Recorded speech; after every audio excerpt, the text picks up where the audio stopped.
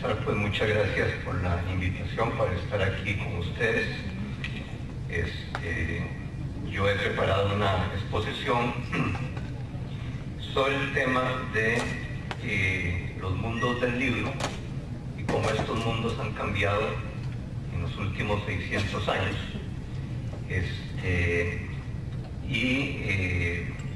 Espero, bueno, que al final podamos tener un pequeño intercambio de preguntas.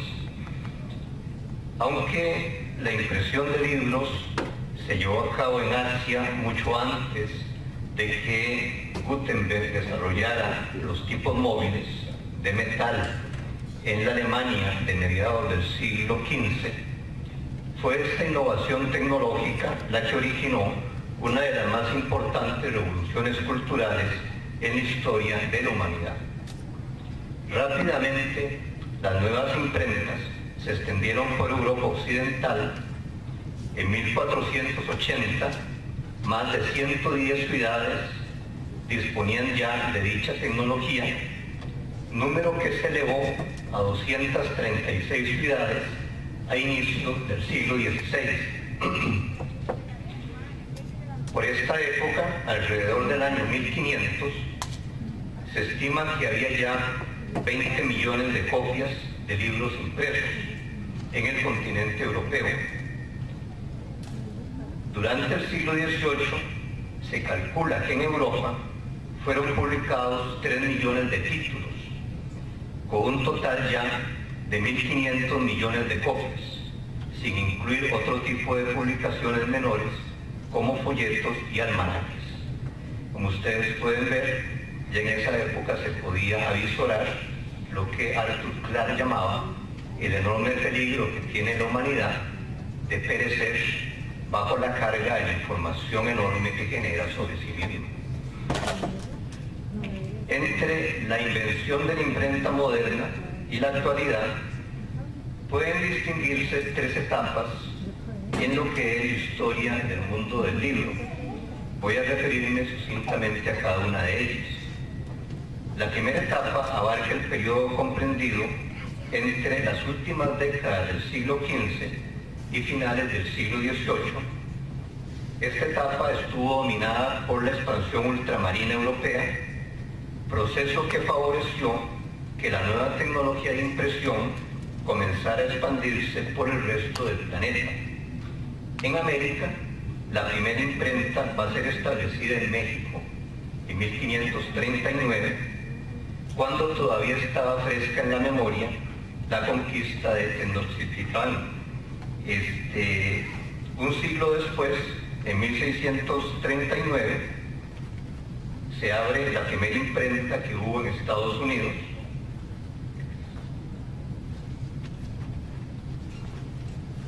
que estuvo ubicada en Cambridge, Massachusetts. Y en Centroamérica, la primera imprenta va a ser traída a Guatemala en 1660, donde comienza a funcionar bajo la dirección de José de Pineda y Berra, un impresor mexicano. Esta primera etapa en la historia del mundo del libro se va a caracterizar también por el ascenso del protestantismo, por el crecimiento de la alfabetización, por el desarrollo de los llamados estados absolutistas y el desarrollo inicial del capitalismo. También va a ser en esta época que estamos hablando que se va a dar un deslindamiento fundamental que va a separar la ciencia de la magia.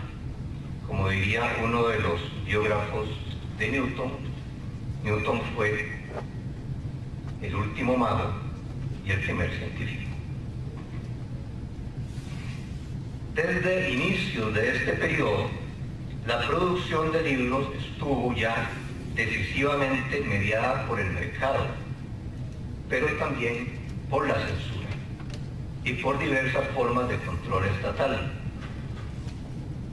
La revolución cultural posibilitada por la imprenta moderna rápidamente atrajo la atención de las iglesias cristianas y en particular de la Inquisición, que se encargaron de condenar y perseguir aquellas obras que impugnaban los poderes establecidos y la moral predominante. De manera similar procedieron las autoridades estatales, que además convirtieron la vigilancia de los escritores, en particular de los filósofos, en una tarea más de las policías de la época.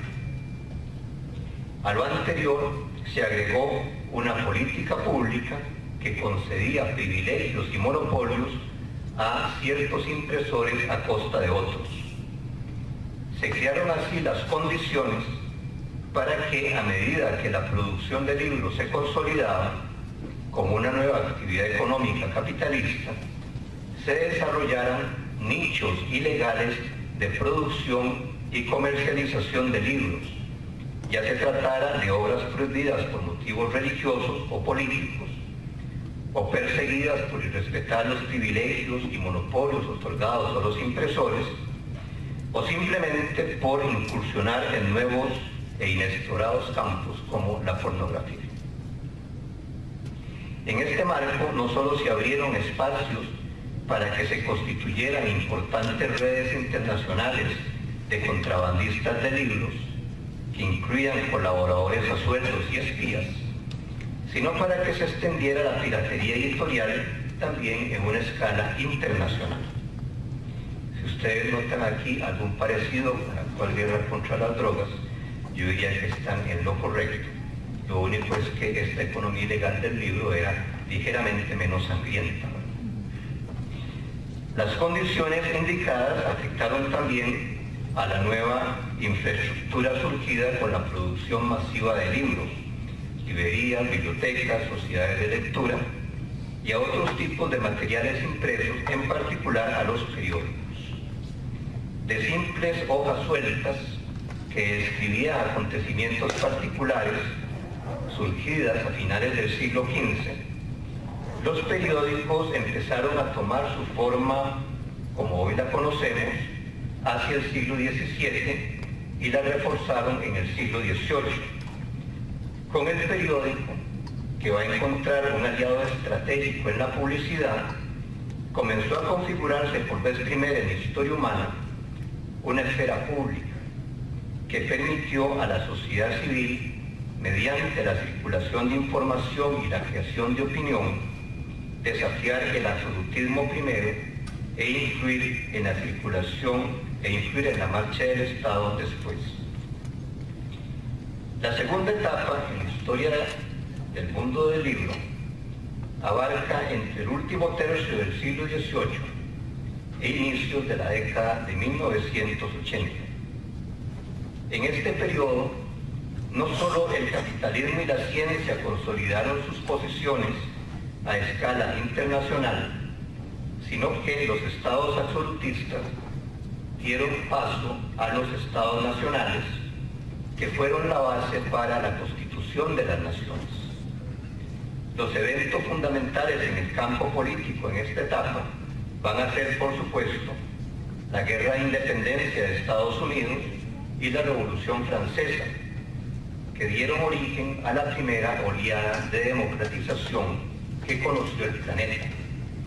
Simultáneamente, la ampliación de los sistemas educativos y los avances de la alfabetización, en particular entre los sectores populares, se constituyeron en el fundamento decisivo de una demanda cada vez más intensa y variada que posibilitó el crecimiento y la diversificación de la cultura impresa en general y de la producción de libros en particular.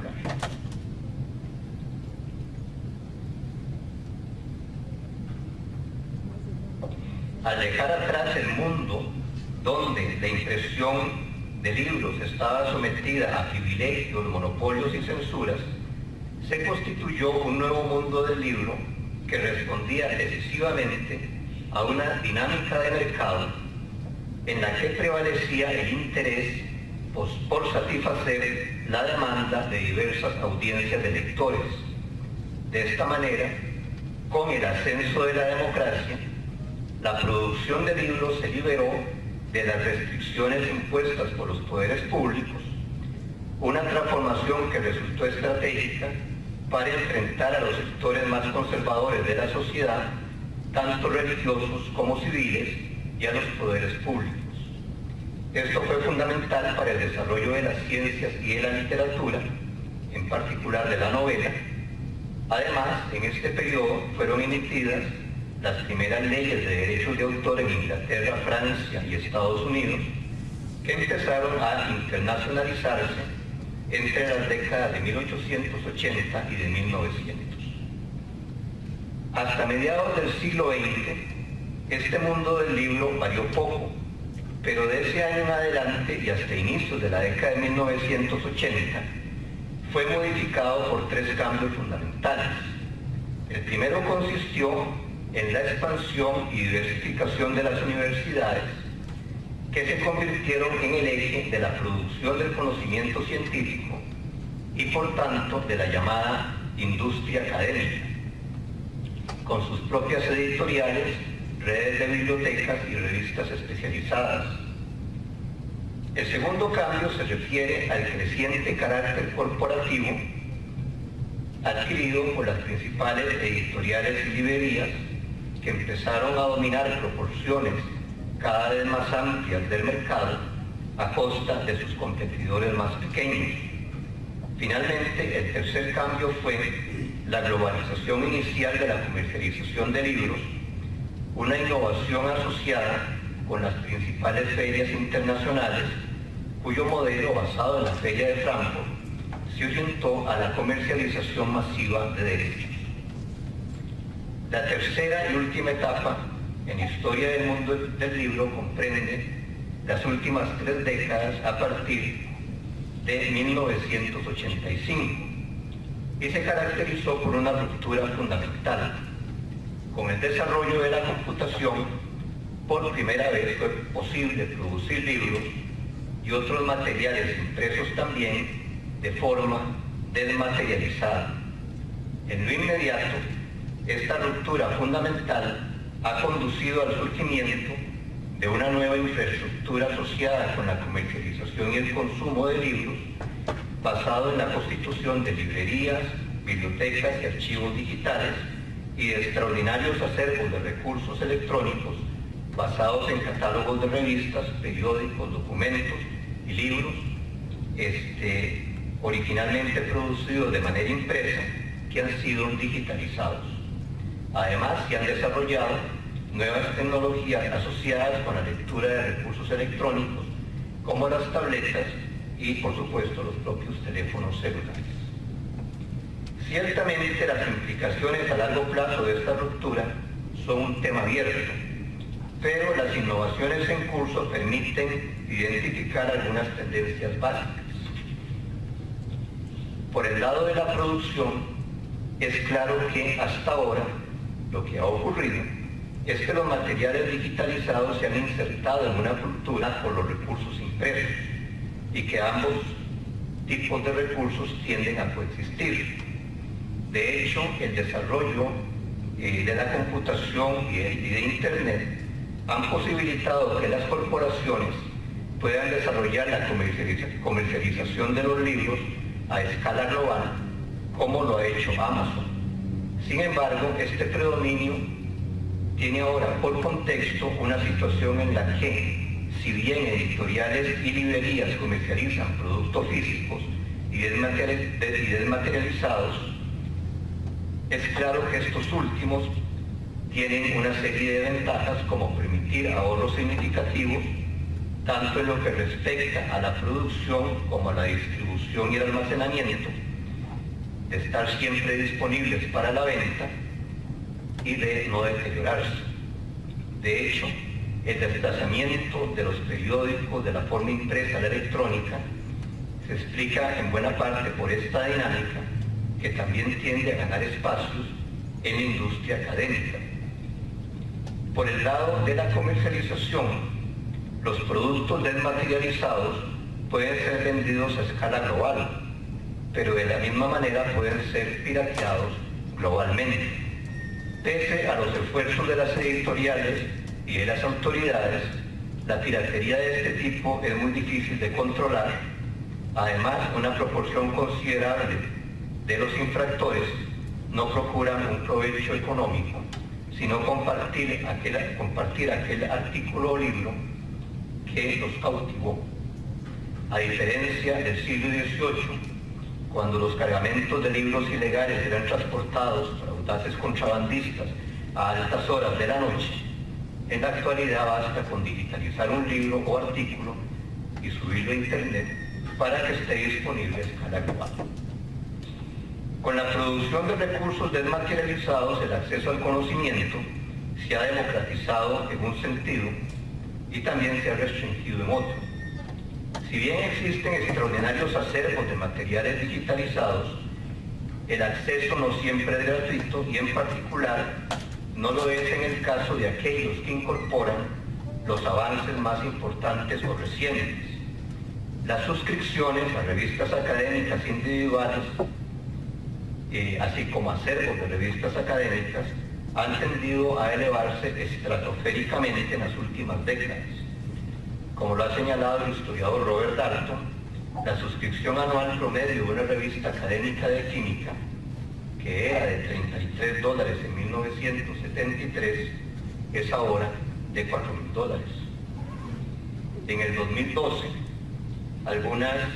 la suscripción anual de algunas de las revistas en el campo de la neurología asciende a casi $31.000. Como lo resalta Dalton, una de las mayores contradicciones de esta situación es que, por lo general, el conocimiento científico que estas revistas difunden ha sido financiado con fondos públicos.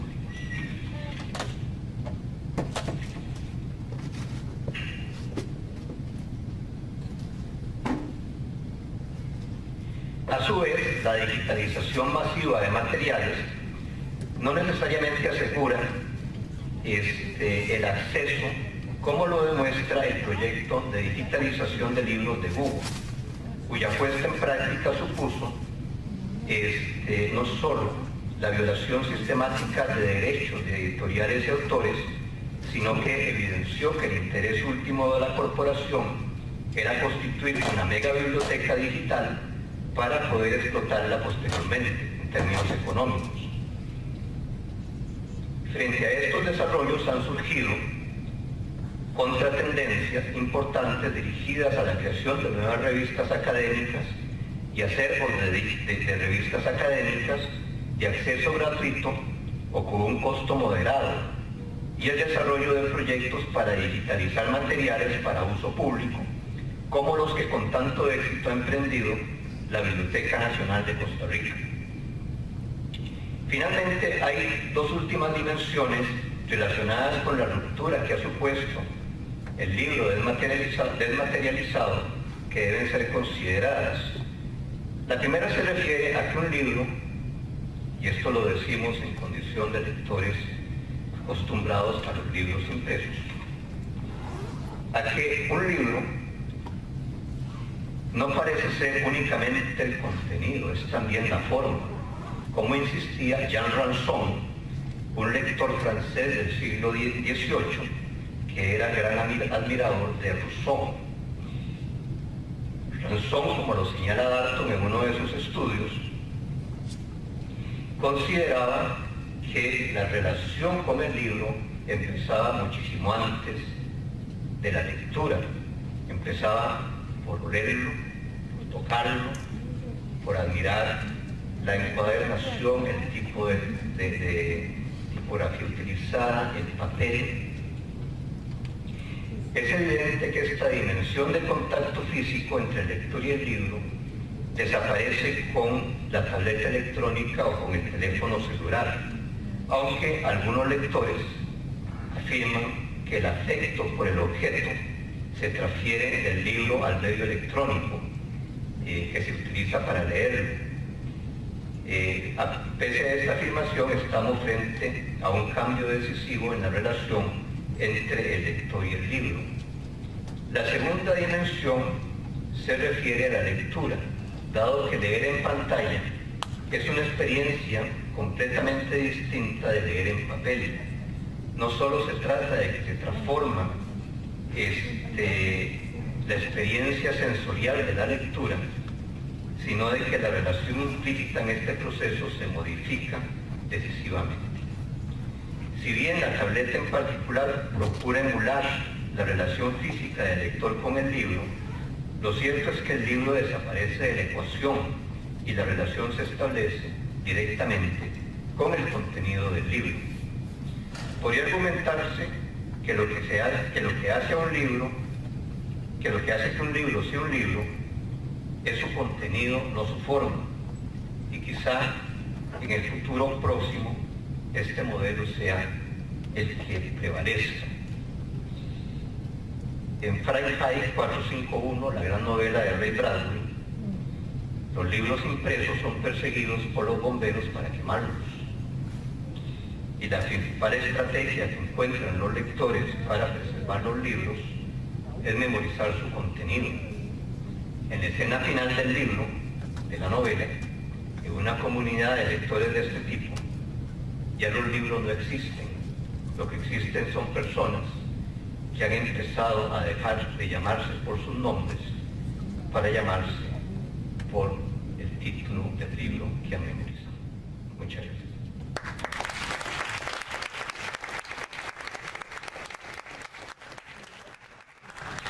Muchas gracias por plantear este panorama tan interesante. Yo soy bibliotecaria de la sede de Atenas y muchas veces hemos estado en esta situación de que la gente nos dice: ¿y ahora ustedes qué van a hacer? Si ya los libros no existen o están muriendo. Entonces, deja muy claro la importancia históricamente, la importancia del libro y del cambio de formatos. Esta reflexión final, lástima que se nos fueron estudiantes, pero qué bueno, porque realmente el libro no muere. Lo que pasa es que se cambia de formato. Y qué interesante, porque siempre va a haber una sociedad hambrienta de cosas, como decía el doctor Keller, del nuevo conocimiento, de ese conocimiento que tenemos que seguir transmitiendo. Le agradezco muchísimo esta reflexión, porque como bibliotecaria me satisface escuchar que realmente nosotros podemos seguir estimulando a nuestros estudiantes desde otros formatos, desde otra perspectiva. Y para eso estamos. Seguimos vivos. Gracias, muy bien. Ahora, hablando usted de esta coexistencia, y memoraba yo, ¿verdad? Yo el modelo 6.8, ¿verdad? Y para mí los discos de acetato tenían una maravilla que iba para el canal cuando lo veías, veías el dicho, un centro y todo, ¿verdad? Luego se da el paso al CD, hay una pérdida, se gana en audio, pero se pierde en otras cosas. Tanto así que inclusive hay CDs que ponen inclusive distribuidos, como para tener un poco de experiencia anterior. Y hoy por hoy, esa persistencia se hace al punto como que ya quien compra puede comprar una única canción, ya ni siquiera es el LP. Al final es como poniendo el punto de, sí, va a existir una coexistencia. Al final cada sociedad hará valoraciones también con respecto a muchos tópicos de qué es lo que más puede adaptarse. Volviendo como a lo que decía usted, ¿verdad? Imágenes, ¿verdad? De Bradbury, como ver un poco a lo que experiencias, ¿verdad? Aquellos que mantenían las experiencias del pueblo en la realidad.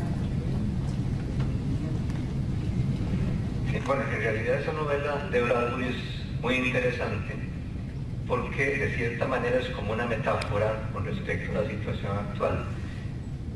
Pero hay que llamar la atención sobre el hecho de que en el momento en que Bradbury lo escribe, de los años 50, él no imagina el libro electrónico, que está haciendo ciencia ficción. Ahora, yo pienso que nosotros tenemos que tener como muy claro que la actual situación nuestra, con esta nueva revolución cultural que ha sido el libro electrónico y todo lo que, por los recursos electrónicos en general, es algo que si lo vemos en una perspectiva histórica, es prácticamente muy reciente, es decir, podríamos decir que nosotros estamos como en los primeros 35 años, después de que Gutenberg inventó los tipos móviles. O sea, nosotros en estos momentos no podemos todavía, creo yo, ¿verdad?, imaginar qué va a salir al final de esto, en el sentido de que todavía la mayor parte de las personas somos personas que nos hemos formado en un mundo del libro impreso. Habrá que ver qué ocurre con las nuevas generaciones que van básicamente a formarse como lectores en pantalla y con las nuevas formas de que pueda adquirir el libro.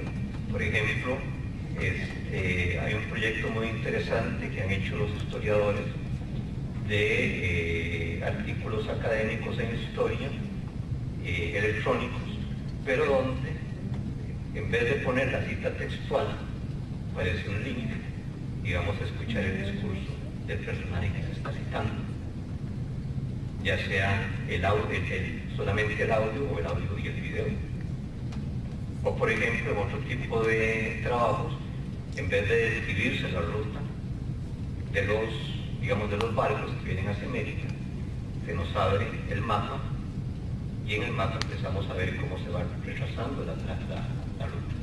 Entonces estamos frente, digamos, a cambios cuyo final ni siquiera, digamos, podríamos casi que imaginar. ¿Sí? Yo me pregunto a veces si es posible en algún momento llegar a establecer cierto equilibrio entre el uso de esas tecnologías relacionadas con libros, porque, bueno, yo soy profesor ocupacional y yo mismo he tenido la experiencia de que uno se cansa visualmente 10 veces más leyendo, tratando de leer en una pantalla, inclusive por los ajustes que uno hace con un libro en la posición, ¿verdad?, que no puede hacer lo mismo ni con una tableta, porque dependiendo de dónde la coloque ya el brillo y ese tipo de cosas pues se incrementa o se elimina. Entonces, desde ese punto de vista, yo creo que uno, ¿verdad?, al menos con los estudiantes, uno les dice, pero ¿qué es la pereza? Porque uno les hace una antología bien clarita, bien hechita, y uno lo piensa como un arte, ¿verdad? Y pueden subrayar, pueden hacer anotaciones, ustedes pueden, ese libro lo hacen suyo, la antología. En cambio, la tecnología siempre está ahí, pero siempre va a estar como algo muy distante y a la vez muy cerca, ¿verdad? Porque a veces uno tiene la tecnología y está de una vez relacionado en el momento con donde se escribió, por ejemplo. En cambio, con el libro, uno se imagina el paisaje, lo construye, ¿verdad?, lo que lee. Y eso es muy difícil hacerlo tecnológicamente, ¿verdad?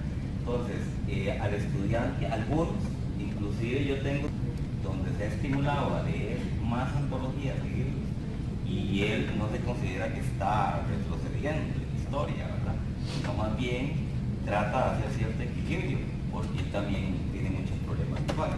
Entonces, bueno, precisamente porque antes se metía mucho en este tipo de cosas, ahora por prevención ya no tanto tiempo, ¿verdad? Entonces yo creo que viéndolo desde ese punto de vista también, el libro, yo siempre creo que no van a desaparecer. Por ejemplo, yo a veces trato, para economizar, digamos, que el financiero, que es tratar de leerlo en forma digital, que uno se metió ahí se inscribió, y ahora un día de esto me ofrecieron un paquete, ¿verdad?, de Nación, la revista tal y el otro periódico, y yo dije sí, porque yo soy de los que los domingos me siento en una silla a leer La Nación, pero a leerla, o sea, a pasarla, ¿verdad? Entonces yo creo que eso también uno puede inculcarle a los estudiantes sin que se interprete que se está retrocediendo o que uno es antitecnología, sino ir inculcando ese valor todavía, ¿verdad?, que se le puede impregnar a la empresa, pero en forma equilibrada con el uso de la tecnología. Sí. Bueno, yo pienso que en realidad esta situación, digamos, de transición es algo que se va a mantener por un tiempo, pero me parece que a futuro, y aquí le haría más como escritor de ciencia ficción que como historiador, probablemente los recursos electrónicos van a ganar la partida, por una serie de razones probablemente, digamos, las tecnologías para la lectura van a mejorar todavía mucho más, pero lo principal, creo yo, es el hecho de la disminución de costos. Es decir, simplemente no hay comparación entre lo que es el manejo, por ejemplo, en todo sentido de recursos digitales y lo que es lo de los recursos impresos.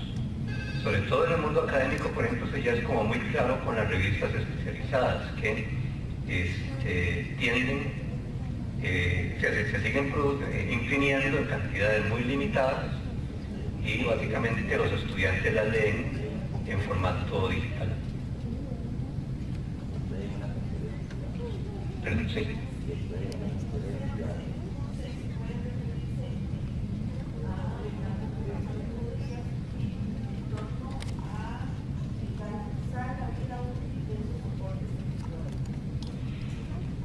Bueno, ese tipo de tecnología hasta ahora ha estado caracterizado por una tendencia, digamos, a una obsolescencia muy rápida. Así que yo no creo que eso varíe, digamos, a corto plazo, pero habría que ver, ¿verdad? Por ejemplo, hay un episodio, Viaje a las Estrellas, donde el capitán Kirk, después de vencer a los alienígenas, ¿verdad?, desea relajarse un rato, entonces va a la biblioteca y se pone a leer entonces una novela de Dickens, y lo que hace es escucharlo. Ella no lee, nada más escucha. Entonces eso podría ser, digamos, finalmente una nueva forma. Lo que pasa es que nosotros todavía estamos en una etapa muy inicial del proceso de cambio, en donde, por decirlo así, todas las vías están abiertas, se están experimentando con distintos medios, las personas están probando con distintos medios, pero lo que va a ser, digamos, como la tendencia que podríamos llamar la dominante, todavía no se ha establecido. Así que uno puede juzgar por lo que ve ahora, no por lo que pueda haber, digamos, dentro de unos 25, 30, 50 años. ¿Sí? Hay un libro de Sábato que se llama La Resistencia, que él, bueno, en una parte afirma que se ha cambiado el cafetín por todo el contacto que hay con, en ese momento, en redes que ahora lo podemos llamar pues Facebook y tal. Si hay un cambio sustancial en la forma que nos relacionamos o que se relacionan los seres humanos, ¿no? En la diferencia de encontrarse cara a cara, tomarse un café, a pues mantener una conversación, ya sea por mensajes de texto, por el chat. Eso lo podemos llamar que hay una lo erótico de ese encuentro ha sido modificado por una situación pues fría, ¿no? Hay una deserotización del encuentro como tal. Vargas Llosa dice que en esta sociedad de consumo el erotismo ha disminuido totalmente, y yo creo totalmente que hay gente que tiene una relación erótica con los libros. Una de mis grandes pesadillas es que se me pierda un libro por el cual puedo pasar hasta 6 horas revolcando toda la casa hasta que dé con el libro que creo que se me fue, sino también recordar esa situación cuando Borges dice que se imagina el cielo como una gran biblioteca.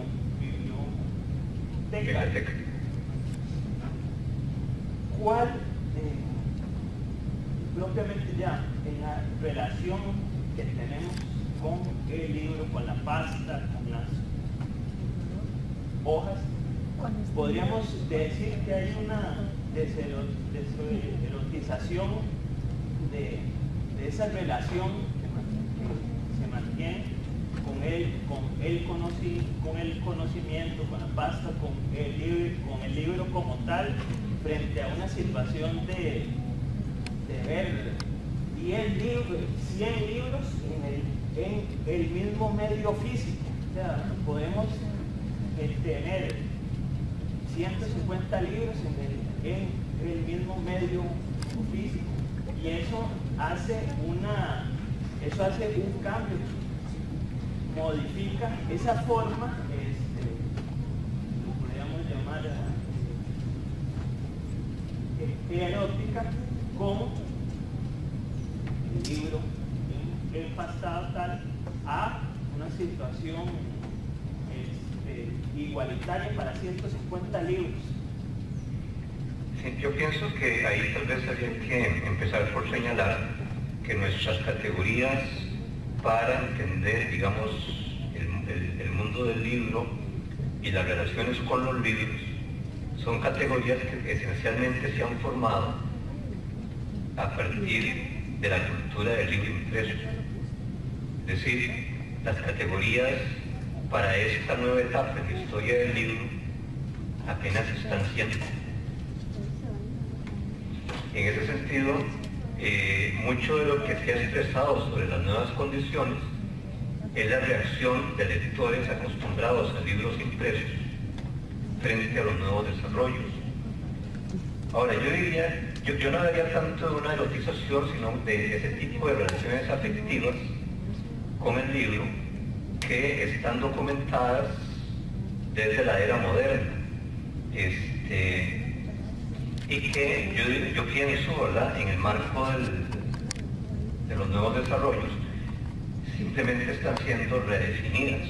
Por ejemplo, ya decía, algunos de mis estudiantes, yo les pregunté, ¿verdad?, sobre esta cuestión, y ellos me decían, bueno, profesor, pero es que nosotros no personalizamos el libro, personalizamos la tableta. Entonces hay cambios. Por otro lado, yo sí creo, digamos, que hay una diferencia importante en términos de que en el libro impreso hay una relación más directa e individual con el libro que la que se puede establecer con el medio electrónico.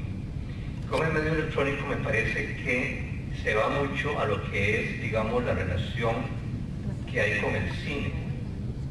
Es decir, en el cine uno ve la película y ya. Estoy pensando sobre todo en el periodo anterior, no ahora que uno puede ver la misma película 25 veces. Entonces la apropiación, digamos, de la película que se hacía antes era una apropiación en cierta forma más limitada, porque la enorme riqueza, digamos, que podía tener la imagen era tan grande que uno, digamos, como espectador solo podía captar una parte.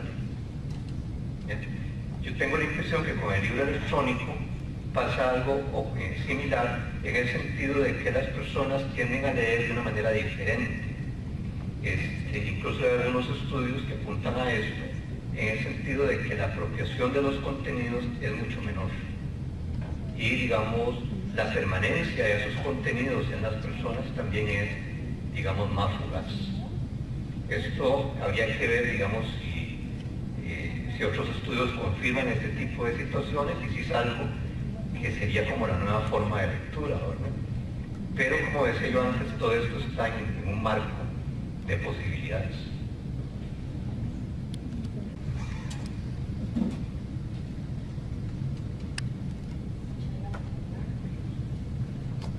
El certificado dice Universidad Internacional, Biblioteca de Recursos Digitales, Biblioteca para Certificados Software y Editorial de la Universidad Técnica Nacional.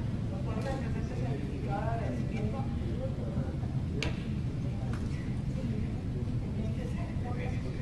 Iván Molina Jiménez por su